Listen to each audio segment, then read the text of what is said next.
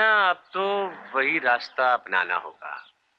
अरे अरे ये यशोदा कहाँ जा रही? सर, दयाल सेठ की बीवी आई है सर।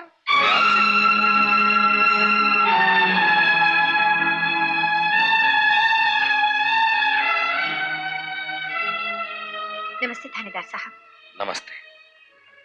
मैं यशोदा हूँ, गोपी की जमानत देने आई हूँ। गोपी के साथ आपका क्या रिश्ता? लेकिन उसने कहा है वो मेरे बेटे को ढूंढ कर लाएगा। आपका बेटा? हाँ, जब गोपाल 7 साल का था मुझसे बिछड़ गया था। वो मेरे गोपाल को जानता है, मिला था उससे वो। अगर आप गोपी को जेल भिजवा देंगे तो मेरे बेटे को कौन ढूंढ कर लाएगा? ये देखिए, मैं उसकी जमानत के लिए जेवर भी ले आई हूँ। मेरी बात का यकीन कीजिए, उसने खून नहीं किया।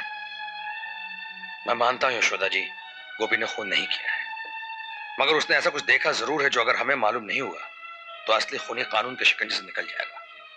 और गोपी सिर्फ अपनी जिद के लिए हमें वो बात नहीं बता रहा है। वो बताएगा, जरूर बताएगा। मुझे उसके पास ले चलिए, मैं उससे कहती हूँ। ठीक है, चलिए।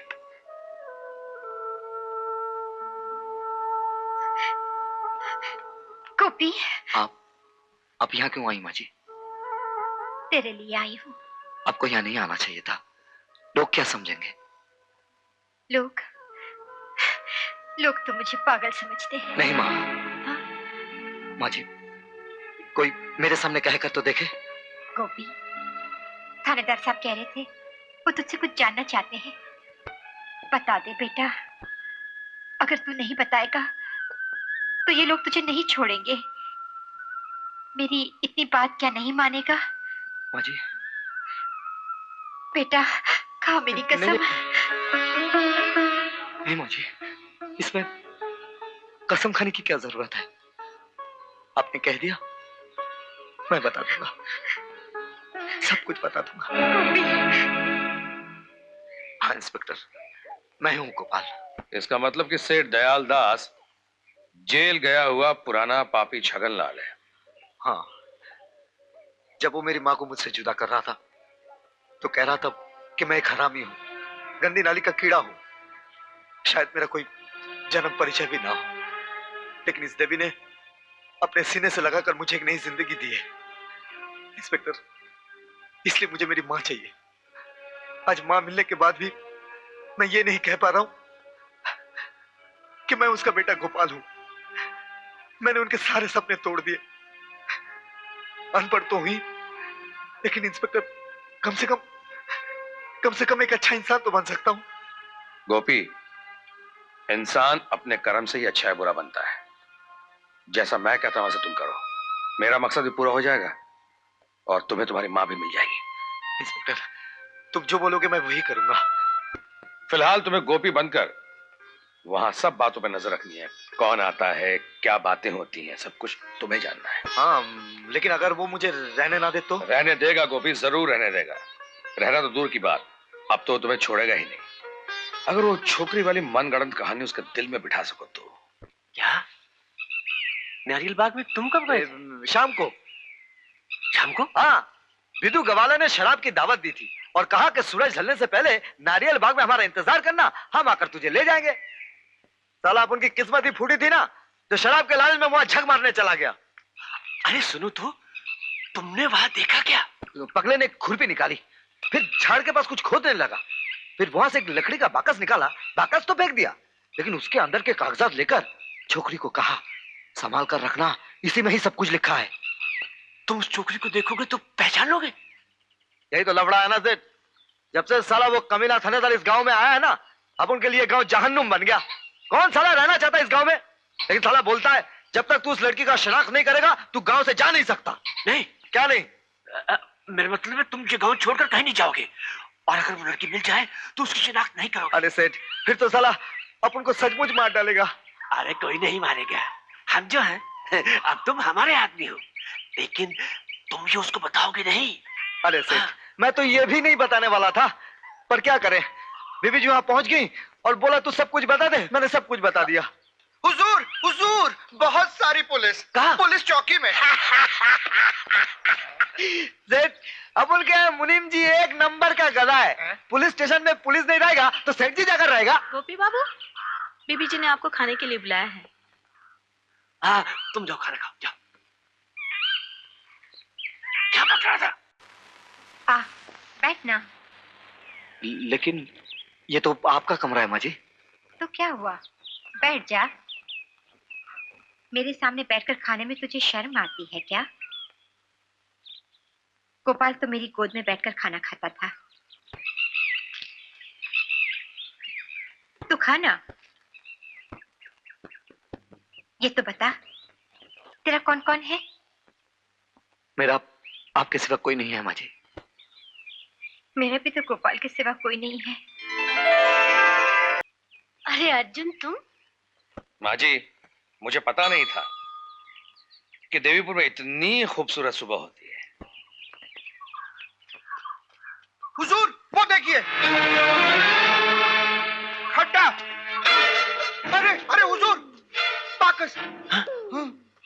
इसका मतलब है कि सारी बातें सच है। अरे अरे हुजूर, झुमका। झुमका।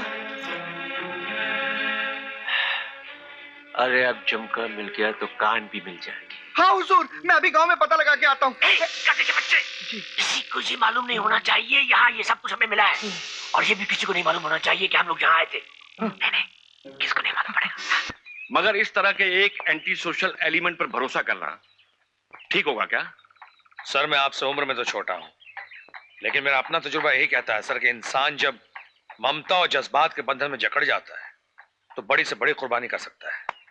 ठीक है, अगर तुम यही समझते हो तो मुझे कोई इतराज नहीं। अरे हाँ, मैं एक बात कहना तो भूल ही गया। जी सर। तुम्हारे उस शराब के ठेकेदार की जमानत हो गई है। जमानत?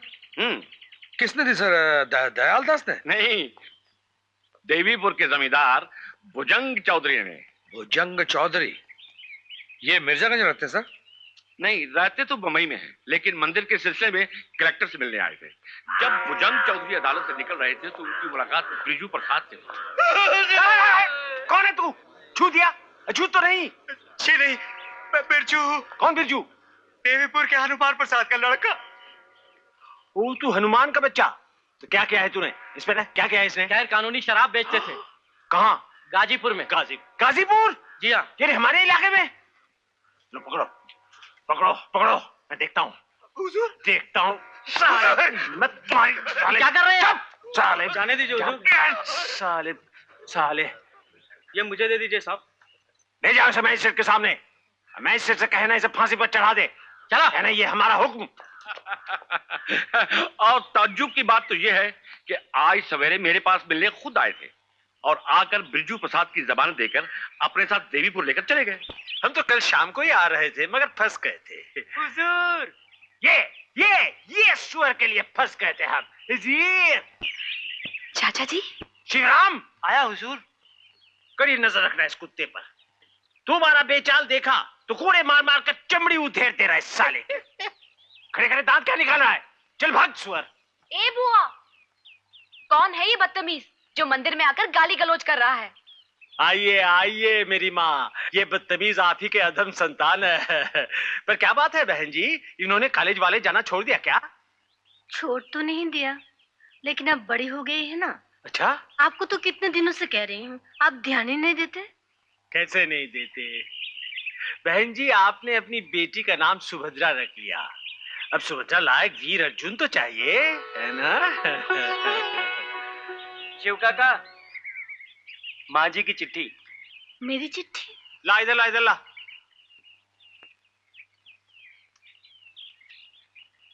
ये तो बंबई से किसी सदानंद गोस्वामी ने भेजी है। सदानंद गोस्वामी? लेकिन वो तो वृंदावन में रहते हैं। सुबु के पिताजी वो और सदानंद गोस्वामी एक ही गुरु के शिष्य थे।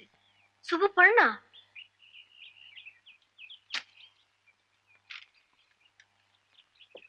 माननीय गंगा देवी प्रणाम। हमारे पूज्य गुरुदेव श्री सदानंद गोस्वामी जी के निर्देश पर मैं ये पत्र आपको लिख रहा हूँ। उनकी इच्छा है कि अगली पूर्णिमा के दिन को देवीपुर जाकर राधा गोविंद जी के दर्शन करके भोग अर्पण करेंगे। आपको ये मालूम ही होगा कि गुरुजी ब्रह्मचारी हैं और स्त्री मुख दर्शन नहीं करते। इसी कारण आपकी अनुमति की प्रतीक्षा है। प्रणाम अंते, निवेदक राम किंकर गुप्ता। अरे भाग में क्या राम किंकर गुप्ता, कोई ब्रह्मचारी यहाँ आने की जरूरत नहीं है, बहन जी को तकलीफ होगी। नहीं नहीं, मुझे कोई तकलीफ नहीं होगी। 1 या 2 दिन की तो बात है। और सदानंद गोस्वामी जैसे महान आत्मा की चरण धूलि इस गांव में पड़े, ये तो हमारा सौभाग्य है। सुबह जी, तू आज ही चिट्ठी लिख दे। और भाई साहब, आपको भी जाना पड़ेगा। नहीं नहीं, हमें कल सवेरे निकलना है, ये वो दिल्ली जाना है।